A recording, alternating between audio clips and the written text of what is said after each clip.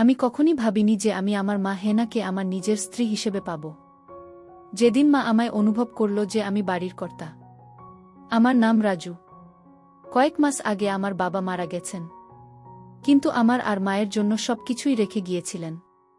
আমাদের জন্য একটি বাড়ি এবং ব্যাংকে বেশ ভালোমতো টাকা পয়সা রেখে গিয়েছিলেন। আমি একটি রাজ্য সরকারের কর্মচারী আর আমার মাইনে বেশ ভালো ছিল। ঘরের কাজ করতে আমার একদমই ভালো লাগতো না, আর আমার জীবন অফিস আর পাড়ায় আড্ডা মেরেই কেটে যেত। আমি কখনই বাড়ি নিয়ে মাথা ঘামাই না। আমার বাবা বাড়ির বাইরের কাজকর্ম দেখত আর মা বাড়ির ভিতরের দায়িত্ব নিত। তাই আমি কোনো চাপ ছাড়াই জীবন যাপন করছিলাম। কিন্তু যেদিন আমার বাবা আমাদের ছেড়ে চলে গেলেন, তখন আমি বুঝতে পারি যে মাকে সমস্ত কাজ করতে হয়। মা কিছু না বলেই প্রায় 1 মাসের উপর সব দিক সামলাচ্ছিল এবং কখনো অভিযোগ করেনি। কিন্তু একদিন মা আমার উপর অনেক চেঁচিয়েছিল। মা আমার উপর রেগে বলেছিল, তুই একটা দায়িত্বজ্ঞানহীন ছেলে। তোর বাবার অবর্তমানে তুই বাড়ির কর্তা, তাই তোকে পরিবারের সমস্ত কাজকর্মের দায়িত্ব নেওয়া উচিত। মায়ের জন্য আমার খারাপ লাগলো এবং তখন থেকে আমি বাড়ির সব কাজকর্ম করতে শুরু করলাম আর মাকে সবভাবে সাহায্য করতে লাগলাম। আমি বাড়ির বাইরের সমস্ত কাজ করতে লাগলাম এবং মা আর কখনো অভিযোগ করেনি। মা খুব খুশি হয়েছিল। প্রতিটি জিনিস ভালো চলছিল যতক্ষণ না বুঝলাম মাও একজন মহিলা। আমার এখনও সেই দিনটি মনে আছে। আমি কাজ থেকে তাড়াতাড়ি এসেছি এবং যেহেতু মা আমার জন্য দরজা খোলেনি, আমি আমার চাবিটি দিয়ে দরজা খুলে বাড়ি ঢুকলাম। বাথরুম থেকে শাওয়ারের আওয়াজ আসছে। আমি আমার সমস্ত জিনিসপত্র রাখার জন্য আমার ঘরে গেলাম। কিছুক্ষণ পরে শাওয়ারের আওয়াজ থামল এবং বুঝলাম মা তার ঘরে ঢুকল। আমি আমার ঘর থেকে বেরিয়ে মায়ের ঘরের দিকে যাচ্ছিলাম। মায়ের ঘরের দরজায় গিয়ে দেখলাম যে দরজাটি ঠিকভাবে বন্ধ করা হয়নি। দরজার ফাঁক দিয়ে ঘরের ভেতর তা দেখা যাচ্ছিল। মা একসেট হয়ে দাঁড়িয়ে আছে। সদ্য স্নান করার জন্য মায়ের মাথার চুল ভিজে ছিল আর সারা গায়ে জলের ফোঁটা লেগেছিল। দেখে আমার জ্ঞান হারাবার অবস্থা। মায়ের নজরে আসার আগে আমি একটু জোরে মা বলে ডেকে নিলাম। মা সঙ্গে সঙ্গে গুছিয়ে নিয়ে দরজা খুলে জিজ্ঞেস করল, রাজু, কখন এলি তুই? আমি তো বুঝতেই পারিনি। আমি বললাম, এই কিছুক্ষণ আগে এসেছি। সব বাজার রান্না ঘরে রেখে দিয়েছি। তারপর আমি আর মা কিছুক্ষণ স্বাভাবিক কথাবার্তা বললাম। আমার মায়ের সেই দৃশ্যের পরে আমি আর নিজেকে ধরে রাখতে পারলাম না। এরপর থেকে আমি মাঝে মাঝেই মাকে একসেট অবস্থায় দেখতাম। মায়ের প্রতি দিন দিন আমার আকর্ষণ বাড়তে থাকে এবং আমি সব সময় মায়ের একসেট দেখার সুযোগ খুঁজতে শুরু করি। এমনকি আমি মায়ের সম্পর্কে চিন্তাভাবনা করা ও শুরু করেছি। মাঝে মাঝে মাকে চিন্তা করে শুরু করি। এই মুহূর্তে আমি বুঝতে পারি যে বাবা আমাকে বাড়ি এবং নগদ ছাড়া অন্য আরেকটা জিনিস রেখে গেছেন। সেটা হলো আমার মা এবং তার সুন্দর সমস্ত উত্তরাধিকার এর সেরা সম্পত্তি। এক রাতে আমরা টিভিতে একটি হিন্দি সিনেমা দেখছিলাম। এটি বিবাহবহির্ভূত সম্পর্কের স্বল্প বাজেটের সিনেমা ছিল। সিনেমাটায় অনেক দৃশ্য ছিল, যদিও পুরো দৃশ্য ছিল না, কিন্তু নায়িকার ডিপ কাট, নায়কের নায়িকাকে দৃশ্য বা নায়িকার দৃশ্যগুলো খুব ছিল। সিনেমাটা দেখতে দেখতে আমরা দুজনেই খুব হলাম। আমি দেখতে পাচ্ছিলাম যে মা খুব হয়ে ভারী শ্বাস নিচ্ছে। সিনেমার পরে আমরা সিনেমাটা সম্পর্কে কিছুটা আলোচনা করলাম এবং তারপরে আমরা আমাদের ঘরে চলে গেলাম। আমি এতটাই বিভোর ছিলাম যে ঘরে এসে আমার কিন্তু তারপরেও ঘুমোতে পারলাম না। সিনেমা এবং আমার মাকে নিয়ে ভাবতে ভাবতে হাতের কাজ করলাম। আমি দেখলাম যে আমাকে কিছু করতে হবে। আমি চিন্তা করলাম, যেহেতু আমি বাড়ির কর্তা, তাই বাড়ির মহিলাকে আমার কর্ত্রী বানাতে হবে। আমি আমার বাড়ির মহিলাকে সন্তুষ্ট করব এবং সে আমাকে সন্তুষ্ট করবে। আমি এটাও জানতাম যে মহিলাটি আমার মা এবং সে আমাকে তার অংশীদার হিসাবে গ্রহণ করবে না। আমি সেটা মাকে বোঝালেও সে সেটাতে রাজি হবে না, তাই সবচেয়ে ভালো জিনিস হবে প্রথমবার মাকে জোর করা। একবার যদি মাকে জোরে করে আনতে পারি তাহলে সে পরে আমাকে তার প্রেমিক হতে দেবে। এইসব ভাবতে ভাবতেই আমার আবার শক্ত হয়ে গেল। আমি আস্তে আস্তে আমার ঘর থেকে বের হয়ে মায়ের ঘরে চলে গেলাম। দরজা বন্ধ থাকলেও লক করা ছিল না। আমি দরজা খুলে মায়ের ঘরে ঢুকলাম। মায়ের ঘরে নাইট ল্যাম্প জ্বালা ছিল। মা দেওয়ালের দিকে মুখ করে শুয়ে আছে। আমি এগিয়ে দেখলাম যে মায়ের দুটো যেন বেরিয়ে আসছে। মায়ের খুব সুন্দর এবং ধীরে ধীরে মায়ের নিঃশ্বাসের তালে তালে সেটা কাঁপছে। আমার বাবা মারা যাওয়ার পরে থেকে মা একা একা শুতো। আমি স্থির করলাম যে যদি কখনো মায়ের সাথে আমি তবে সেটা আমার বিছানায় হবে। কারণ ওই বিছানাতেই বাবা বেঁচে থাকার সময় মা বাবা, কারণ আমি চাইছিলাম মাকে আমার কর্ত্রী বানিয়ে একই বিছানায়। এরপর আমি মায়ের হাতটি ধরে বিছানা থেকে টেনে নামিয়ে তাড়াতাড়ি আমার ঘরে নিয়ে এলাম। মা ঘুমের ঘরে কিছু বোঝার আগেই আমার ঘরে এনে দরজাটা লক করে দিলাম। মা থতমতভাবে আমার দিকে জিজ্ঞেস করল, কি করছিস? আমি কিছু না বলে মায়ের টানতে লাগলাম। মা দুহাতে করে ধরে আছে যাতে আমি সেটা খুলতে না পারি। কিন্তু আমি তখন পাগলে হয়ে আরও জোরে টানতে লাগলাম আর মায়ের সব চেষ্টা ব্যর্থ হয়ে গেল। মা এবার বুঝতে পারছিল যে কি হতে চলেছে। মাকে ওই অবস্থায় দেখে আমার ফেটে বেরোতে চাইছিল। এরপর মাকে কাছে টেনে নিতেই মা আমাকে ধাক্কা দিতে শুরু করল। মা নিজের মুখটা সরিয়ে নেওয়ার চেষ্টা করছিল, কিন্তু আমি দুহাতে মাকে ধরে বসিয়ে দিলাম। মায়ের বাধা দেওয়ার শক্তি যেন কমে গেল। মা চুপচাপ দাঁড়িয়ে রইল। কিছুক্ষণ পরে যখন মাকে ছেড়ে দিলাম, তখন মা তাড়াতাড়ি ঘরে থেকে বেরোবার জন্য দরজার দিকে যেতে লাগল। আমি দৌড়ে মায়ের দিকে গেলাম এবং এক হাত দিয়ে মায়ের ধরে আবার বিছানার কাছে নিয়ে এলাম।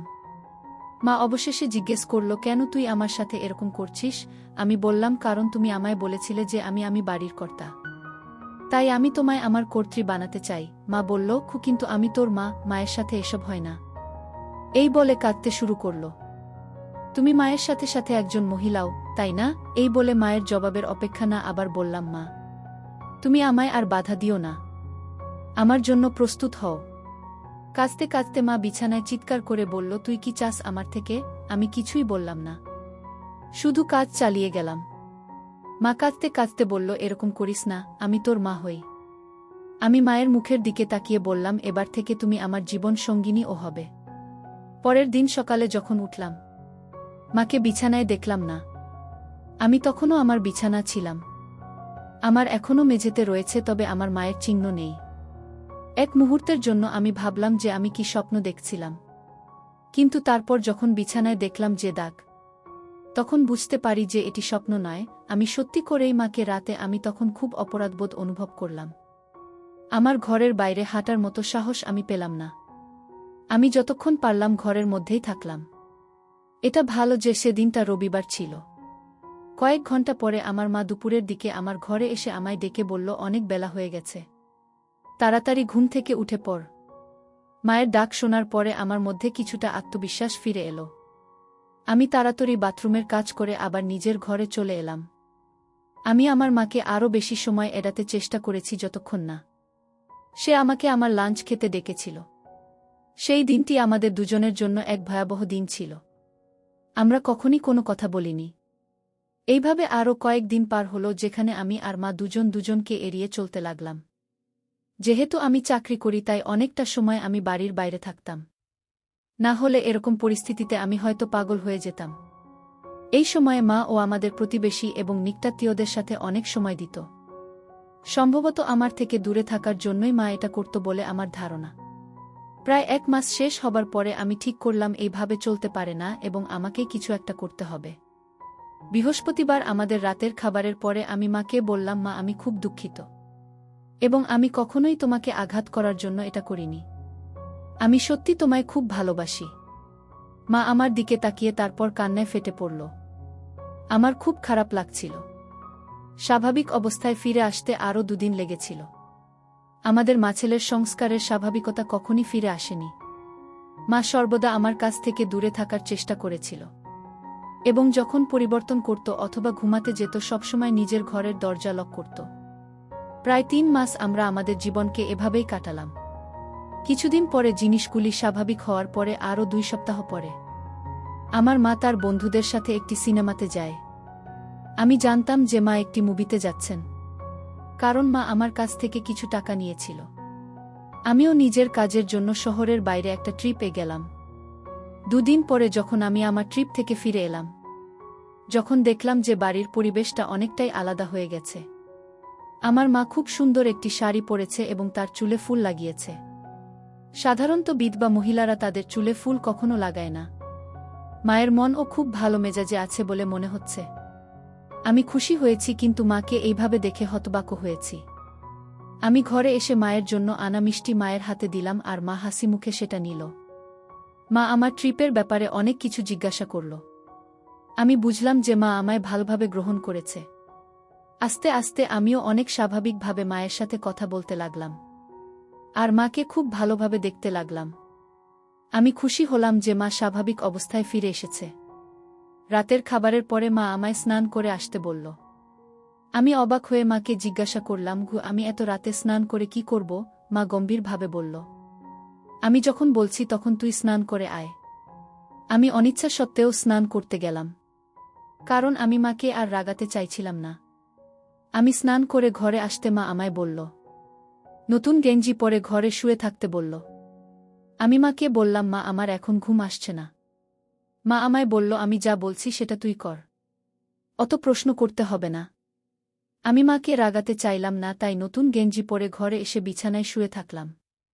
চোখ বোধ করে চিন্তা করতে লাগলাম মায়ের এরকম পরিবর্তনের কারণটা কি। কিছুক্ষণ পরে দরজার আওয়াজ পেয়ে দেখলাম মা হাতে একটা মিল্কের গ্লাস নিয়ে আমার ঘরে ঢুকল। মা একটা সুন্দর হলুদ শাড়ি পরেছিল। শাড়িটা অনেকটা নিচে করে পরেছিল, তাই মায়ের সুন্দর দেখতে পেলাম। আমি মাকে এভাবে দেখে হতবাক হয়ে গেলাম। মা যেন ঠিক এক নববধূর মতো আমার ঘরে ঢুকল। কারণ সাধারণত নববধূ রায় হাতে মিল্কের গ্লাস দিয়ে এইভাবে ঘরে প্রবেশ করে। এক মুহূর্তের জন্য আমি ভাবলাম যে এটা হতে পারে না। আমি আমার চোখকে বিশ্বাস করতে পারছি না। আমি যাকে চেষ্টা করেছিলাম সে আবার আমার কাছে আসার চেষ্টা করছে কেন? মা ঘরে ঢোকার সাথে সাথে ঘরের দরজাটি বন্ধ করে আমার কাছে এসে গ্লাসটা হাতে দিল। আমি গ্লাসটা নিয়ে খেয়ে নিলাম। গ্লাসটা টেবিলে রেখে মা আমার কাছে এসে দাঁড়িয়ে মুচকি হেসে বলল, তুমি যদি চাও তাহলে তোমার মা তোমার কর্ত্রী হতে প্রস্তুত। মায়ের কথা শুনে আমি হতবাক হয়ে গেলাম। আর সঙ্গে সঙ্গে আমারটা আরও শক্ত হয়ে গেল। আমি বিশ্বাস করতে পারছি না যে আমার নিজের মা আমাকে তাকে আমন্ত্রণ জানাচ্ছে। আমার এসব চিন্তা করতে কয়েক মিনিট সময় লেগেছে। কারণ আমি দেখতে পেলাম যে আমার মা এখনও আমার উত্তরের জন্য অপেক্ষা করছে। এই মুহূর্তে আমি কি করব বুঝতে পারছি না। আমার মাকে দেখতে ঠিক একজন সদ্য বিবাহিত কনের মতো লাগছে। মা নিজেকে আমার কর্ত্রী হিসাবে গ্রহণ করার জন্য প্রস্তাব দিচ্ছে। এবং আমার শক্ত হচ্ছে। হ্যাঁ হ্যাঁ বলার বাইরে আমি আর কিছুই ভাবতে পারলাম না। এরপর থেকে আমাদের সম্পর্ক স্বামী স্ত্রীর মতো হয়ে গেল। মা আমার ঘরে প্রতি রাতে শুতে আসত। কারো কৌতূহল হতে পারে তাই মায়ের ঘরের বিছানাটাও সাজানো থাকত। দিনের বেলায় যখন কেউ আমাদের চারপাশে থাকে তখন আমরা কেবল মা এবং ছেলে, কিন্তু রাত হলেই আমার স্বামী ও স্ত্রী হয়ে যেতাম। মা স্বামীর কাছ থেকে ফিরে আসার অপেক্ষায় স্ত্রীর মতো পোশাক পরে আমার জন্য অপেক্ষা করত। আমি যখন কাজ থেকে বাড়ি ফিরে আসি তখন আমার মা সুন্দরভাবে সেজেগুজে থাকত। মা আমার কাছে স্ত্রী এবং আমি তার স্বামী ছিলাম। কয়েক মাস পরে ৪৩ বছর বয়সে আমার মা হেনা আবার হল। এবার মায়ের আমার বাচ্চা, তার নিজের ছেলের বাচ্চা। আমি খুশি আমাদের বাচ্চা আর ৬ মাসের মধ্যে পৃথিবীতে ভূমিষ্ঠ হবে। এইভাবেই মা আর ছেলের প্রেমের সম্পর্ক আর সংসার চলতে লাগল। এখন মা আর আমি দুজনেই খুব খুশি। সবাই দোয়া করবেন।